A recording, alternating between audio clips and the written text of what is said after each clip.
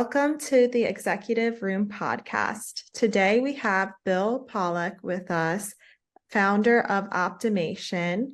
Bill, thank you so much for being on today. Great to have you. Really looking forward to hearing about all of your leadership experience over the decades. So to get started, could you tell us a little bit more about Optimation, about the journey that you've had as a leader over the years, and also about what you're doing in the business today? Sure. So Optimation is a company that designs and builds manufacturing plants, and equipment for manufacturing plants, and we've been doing that for almost 40 years. Of course, things have changed over those many years, and it went from the period when we first started, where U.S. manufacturing was dominant. If you think about the GEs and the Kodaks and the General Motors, and in those days, U.S. manufacturing was dominant, and then things changed over that period of time, and we started outsourcing and offshoring, and we had this concept that the world was flat and you could make things everywhere. So Optimation and the group that I was leading here has gone through a lot of cycles and stresses in terms of our growth and what's happened. And so now it's sort of exciting because we can see opportunities to bring manufacturing back to the United States. So, as you said, I started the company almost 40 years ago. Initially, when I was trying to make sales calls and tell them about this great company, and then they'd say, well, how many people work there? And I'd say, well, right now it's just me. And then they'd say, it's nice to meet you. I'm sure you've lived through some of those things yourself at the beginning. So it was sort of nice to get some traction and to start being recognized as a company that could do things. But initially, when I started the company, you don't make a living when you first start a company because there's no cash flow. So I took a job at the State University teaching, and that was good because it brought me a salary. But the thing that it brought me that was even better is that over the first years there, I was able to hire the valedictorian of the class each year. And if you get smart people that bring around you, then you don't have to be as smart yourself. And that helps you to grow a successful company. What a great story. And we've seen ourselves some clients who invest heavily in programs to get people from the universities to work for them. So it's really interesting how you had the valedictorians and you were able to have them work for you. Do you have any really long-term team members or employees who have come from some of that experience? We have most of our employees are long-term employees. And so of those ones that came, of those 4 are still here, 30 something years later. So yeah, it's sort of, because of the nature of our business, we do a lot of different industries and a lot of different projects. Now, if you look at millennials today, and even back for years, an engineer will go to work for a battery company. And then after they've designed, 5, 6 battery machines, they'll decide that's getting mundane or boring. And then they're going to change companies and change jobs. And one of the things that's advantage here is they can change jobs without changing jobs. So we have very long tenure and very little turnover now. That's good because it's a good team spirit. But I think of the first 15 employees that we hired, 11 are still with us. So that gives you a sense of, yes, there is long-term employment. And of course, a piece of that is hiring people who like each other. We've been selected as a top workplace, but that's a survey where they ask a bunch of questions, and basically it comes down to you to like the people you work with. And so you have this thing when you're hiring that you try to pick people who will be compatible. But then the other piece is if you identify someone who is, we'll say, the rotten apple in the group, either they have bad attitude or they reach out or they're not performing their jobs, you need to remove them, because all that's going to do is decrease morale and make other people want to leave, because why would you tolerate such bad behavior? Great insight. And I know, Bill, that you're very passionate about Made in America. I've seen you post about it on LinkedIn before, and I've read some of your posts about the topic. Could you tell us a little bit more about that? What is your company doing to help with the Made in America trend? And what are your thoughts on it overall? So the Made in America, there's really good opportunities for that now more than there ever was. But I mean, that's because we design and build factories, and we were designing and building factories in other parts of the world, even in China. But because of what happened mostly around the pandemic, where all of a sudden supply chain became at risk, and there was issues, even things couldn't be purchased, and then if they were purchased, they're stuck on a ship for a long time, and then the shipping costs got more expensive and so forth. People began to think, gee, it might be better to import it back to the United States. Well, in the meantime, Optimation had been around for a long time, but there came along this new company, if you want to call it, called Rebuild Manufacturing. And we became part of Rebuild Manufacturing, and their whole mantra is, the name implies that, is to bring manufacturing back to the United States. Rebuild Manufacturing is the brainchild of a group of engineers that went to MIT together maybe a couple decades ago, and then they all went their separate ways. One of them, his name is Jeff Wilke, went on to be CEO of Amazon Commercial. So he had Whole Foods, Alexa, Prime in his area of leadership. And at some point he woke up and he said, gee, I've created this big Amazon of importing everything. I should have created a company to make everything here. So he and his friends got together, and they raised some investors, and they began this venture of creating an Amazon-like company that would manufacture everything here. And so if you look at bringing manufacturing back to the United States, I mean, the question is, why aren't we competitive in a lot of cases? Well, it was mostly for cheap labor, but if you look at the cost of material, you look at the cost of energy, those are pretty comparable around the world. And then if you're making things someplace else, you have the tariffs potentially, and you have the shipping costs. So if whatever the adjustment in labor can be compensated with those, then you can manufacture it in the United States. And if you manufacture in the United States, you have a much shorter supply chain, much more predictable. And then the truth is that there are a lot of people who would pay a small premium for a US manufactured good right at this point in time. And so all those pieces work together to make it a pretty possible, doable, and now we're marching forward to do it as fast and as best as we can. Well, that sounds really exciting overall. And just going off of that trend a little bit more, and moving towards reshoring, in your expertise, how is Rebuild Optimation prepared to support the evolving needs of the reshoring resurgence? Well, I mean, we became part of Rebuild Manufacturing, as I said, but in addition to acquiring Optimation, they acquired another dozen companies. So, they're building the capacity, and then in addition to those companies that they bought, now they've leased an old Alcoa plant near Pittsburgh, and so they're building. It's an $84 million investment, building a brand new manufacturing, well, brand new in an old building, because the idea is to revitalize old industry and not to just abandon it. And so they look for places like that where there's, we'll say, a manufacturing base of labor that's underemployed, and some facilities that could be refurbished.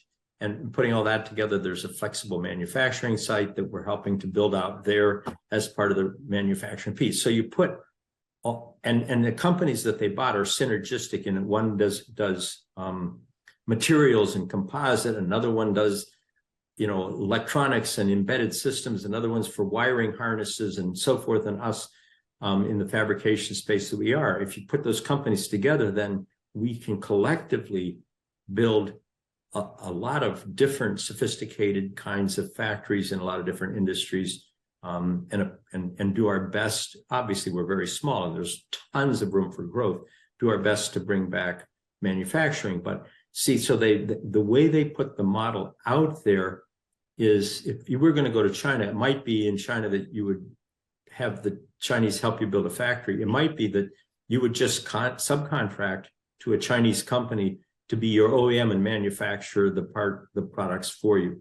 So here, Rebuild is willing to work with people to either help build their factory, or to build their factory for them, or just to make the product for them and sell it OEM. So there's all those different approaches, and the idea is we want to be flexible and aggressive and help reshore a lot of different products in a lot of different ways. And it's working, and it's pretty exciting. Really great. Well, I know, Bill, that your company is one of the most recognized in the Rochester area. Can you tell us a little bit more about, why you believe you've been recognized, as you said before, as a great place to work, and a little bit more about, what does your company bring to the community? Sure. Well, I mean, company's success and the things you bring to a community are really the employees that you have. And great employees tend to bring in other great employees. And so, my job is, in part, is hiring, but in part, it's empowering people. And so, as part of having a successful company, you have to do things that make the people want to be there. We have families where, 2 or 3, 4 of the family's siblings or parents or uncles or aunts work here. And why is that? It's because they've recruited each other. So when we first started, I had worked for early part of my career at Kodak, and then I was teaching in the state university system. I looked at the way companies were run, and I remembered all the things that I didn't like. And so the idea was, what can we do to foster good company culture? And some of the things we did was, and this would be early on, had completely flexible hours. Because the idea is, if you can produce for the client, it doesn't really matter whether you start at 7 or 8 or 9 in the morning. It's just where you're 3 days or 4 days or 5 days, as long as you get all the work done. Then we looked at other things. We thought, gee, people ought to be healthy. So we put gyms into the facilities, and we encouraged participation in sports with the people. And then we noticed that when you hire some people, daycare becomes an issue. So we built a daycare. We were the only daycare owned and operated by an employer in the Rochester area. And that meant that mothers could come back to work sooner, and they could be with their kids starting from 6 weeks. And that sort of added a fun piece to the culture, because the kids could come around once in a while, and trick-or-treating, everybody could be notified, so they'd have gifts for the kids at their desks. And so at one point, I mean, we had some issues initially with the state and regulations and licensing, because we want to put all the kids in one room, and they go from 6 weeks old to 6 years old. And they like to have the 1-year-olds here and the 2-year-olds there and so forth. But at one point, people were putting their deposit a year in advance to get into the daycare. Now, of course, our daycare could be less expensive and more convenient. And if there was snowstorm, the daycare would stay open until all the parents were out, all the things that, so we tried really hard to make it a employee focused, happy place to work. And that led then to all the other things that happen with good companies. That all sounds amazing. And I think those are great tips for anyone building a company in a certain, geographical region. And going a little bit more into leadership, do you have any strong opinions on things like work from home or the reduced work week? These are topics that are being talked about a lot nowadays. What's your take on some of those?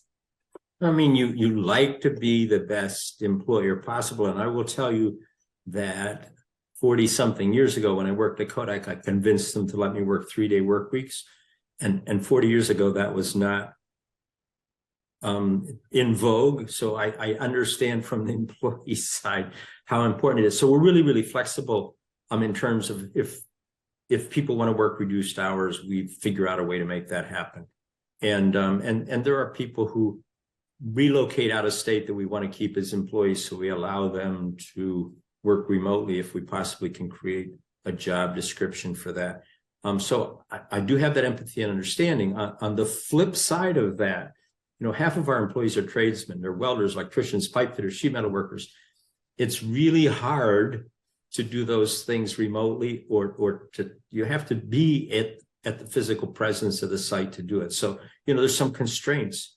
The receptionist needs to be receiving people at the door, and they like to see a smile when they come in the door. And if the receptionist is just a video screen, it's not quite the same thing. But then even on the engineering side, where you could do a certain amount of engineering remotely, we hire brand new engineers out of school, and we have a lot of seasoned, very experienced engineers.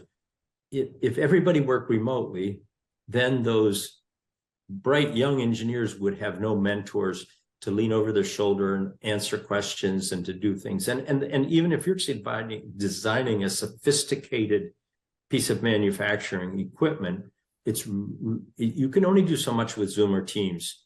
You need to have everybody in the room changing ideas and brainstorming and bouncing things off each other. So even though we encourage flexibility, we understand that everybody has to have the constraints in order to do the best job possible. So I sort of lean towards Elon Musk. I don't say if you don't show up, consider yourself fired, but there are limits to how far you can stretch that and still be successful. The good piece is, if you're honest with people about that, then they don't have issues with coming in. But there are cases where someone's on vacation and then an urgent client needs something, and I haven't hesitated to call, and that people have flown back from the middle of vacation, left their family in Florida, and been here for us because there's the rapport. And the other flip side of it, we're working in manufacturing. There's a time when you get a call from a client in California, and he says, "Bill, we had a fire in the control room. We need a couple engineers here tomorrow morning." And I'm saying it's 5:00 at night. They say, but planes leave to the West Coast really late. So I call people at dinner and see who can get on the plane really late. So, being flexible with employees means that in a lot of cases, they'll reciprocate, and you can do amazing things that way.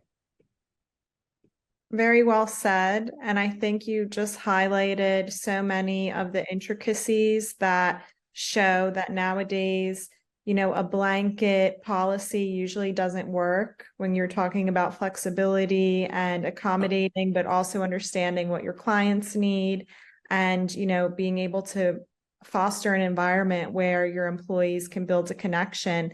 It makes a lot of sense. So moving now on to some of your expertise as a vocal leader. So on this podcast, we love to talk about vocal leadership. And the reason I wanted to invite you on is because you often post on LinkedIn. You're definitely a leader that leads from the front.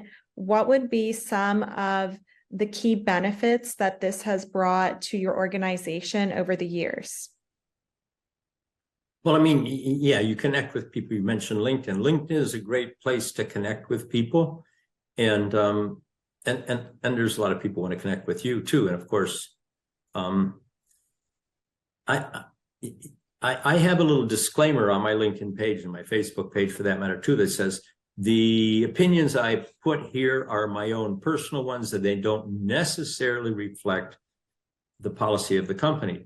Not that I think there's going to be big discrepancies, but you need to make a separation. I think everybody should do that.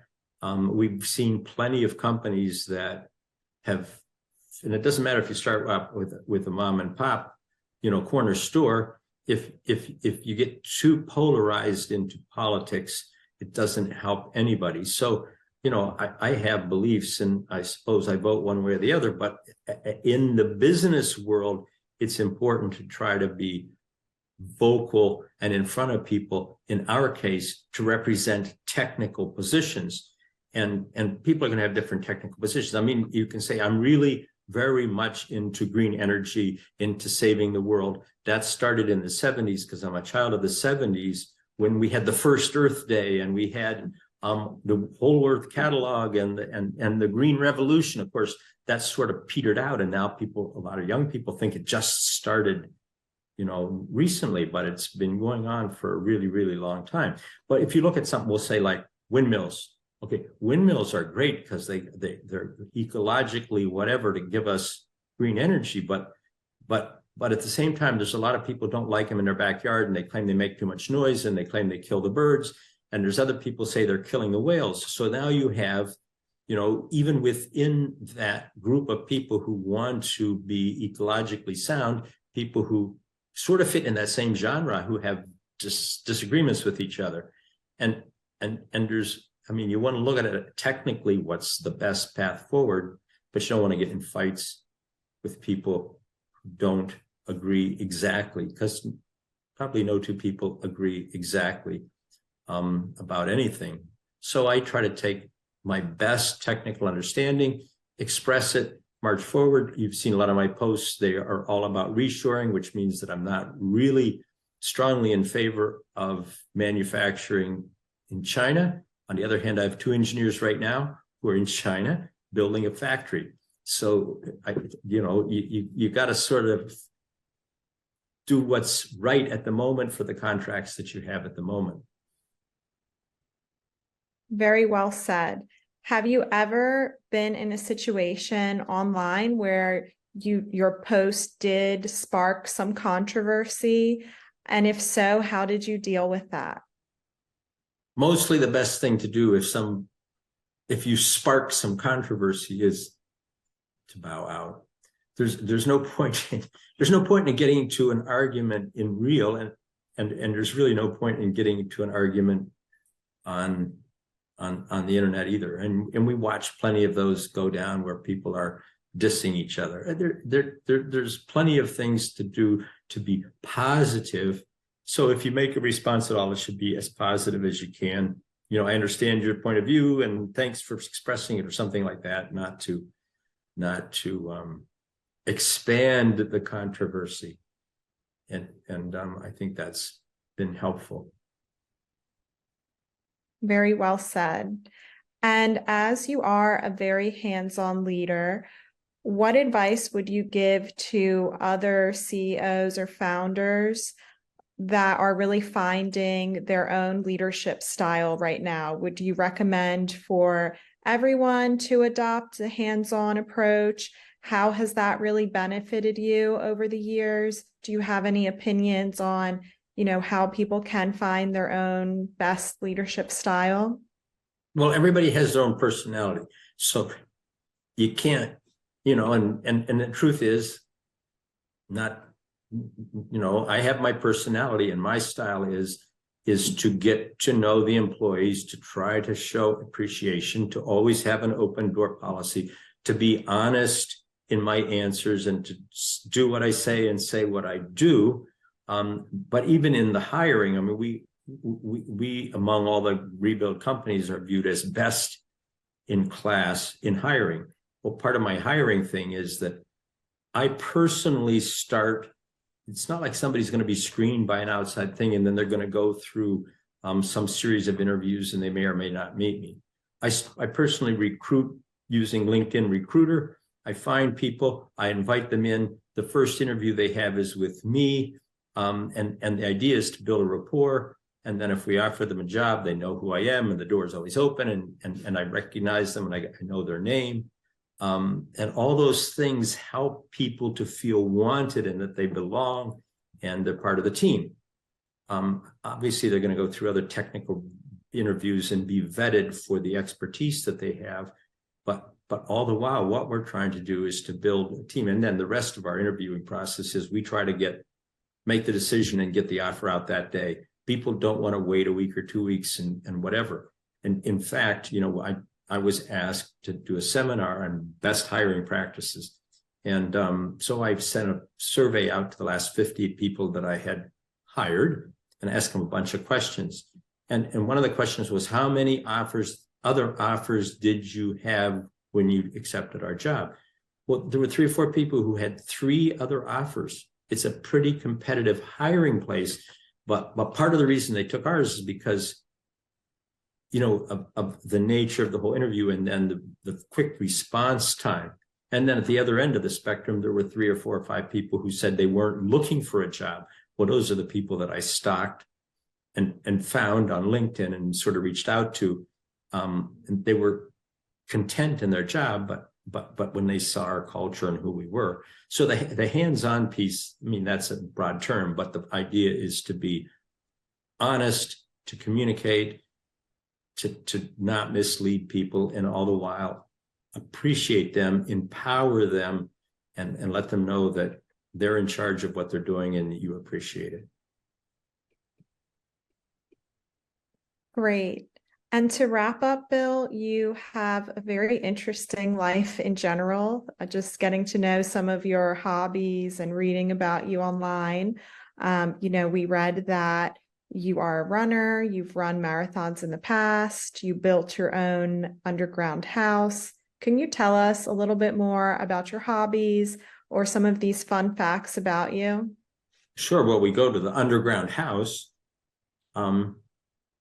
I would remember, I mentioned earlier, I was a child of the 70s. And so underground house sort of was one of those things that I really should do because, you know, it would be ecologically, whatever. So when I designed it and I built it, I used up all my friends. Because when you have to do a big concrete pour, you need more than just me. But it's survived pretty well. It's almost 40 years old also, built into a hill. And I built in as much technology as we had back then. So it's got, you know, heat pump water heaters and composting toilets and air-to-air heat exchangers and all the amenities that were available back in the day, right? And today you would do a lot of things differently, but it is what it is. But then the other piece of that was to adjust my lifestyle. So we have like 1 bag of garbage a month, and that's because we compost and we recycle and we do all the kinds of things that can be done. And so when we're talking about this, you know, at Optimation, we're doing a lot of fuel cells and solar cells and all those kinds of things. But the idea is, what can we do personally to reduce the carbon footprint for the whole world? And if everybody did that, we'd have a lot less problems than we do now. And in terms of, running, I love the Boston Marathon. It's one of the things that's been a highlight of my life for a long time. So I have 8 Boston medals to my credit, and getting out. That's one of the things that everybody should know. The stronger the legs, the clearer the brain. You get out and exercise, you're going to get blood through your brain, and that's going to help you to think more clearly and lead more clearly and be more effective in your life. Really, really interesting, Bill. And the last thing I'd love you to leave us with, as you were just talking about the fact that you have only 1 bag of garbage in your family per month. Do you have any amazing tip that we could use for anyone who's looking to develop a greener lifestyle? Where should they start? Yeah, I think you have to be conscious about it. You know, I mean, when you buy things, there's unlimited amount of wrapping and packaging and bags and boxes and things. And you have to say, you know, how can I buy things that are less packaged, but also how can I recycle? You know, there are recycling facilities for a lot of stuff, but it takes some work because you got to sort the stuff out and you got to do it. Now I live in rural areas, so I can do a lot of composting and disposing of things that would go into, you know, the garbage in a normal life. But I think anybody who consciously wants to do that kind of thing can start planning their life in a different way. You know, you don't have water, by the way. You can filter your own, and that cuts down a whole lot on how the bottles can be recycled, but it still cuts down a whole lot if you don't do that kind of thing. So how you buy your food, how you take care of whatever else you buy in packaging is going to help. And that can be a personal pilgrimage for somebody who wants to do it. Great tips and great places for everyone to start. So to wrap up, I want to read one quote from you, which I found really great. It's life will have its ups and downs. Just remember that failure is never final. There is a hypothetical possibility that everything will be fine. Have you been saying that for a long time? I know that I'm saying it. Some of my employees have it printed on behind their desk because, it's a little bit tongue in cheek, but the idea is don't sweat it. You've got through all the rest of the crises up till this point, and you're going to get through this one too. And let's work on it together. Well, thank you so much, Bill, for being with us today. Really enjoyed hearing all of your leadership insights. And thanks again. Thank you, Kimberly. Congratulations on all you're doing. And we'll keep working together. Thanks again.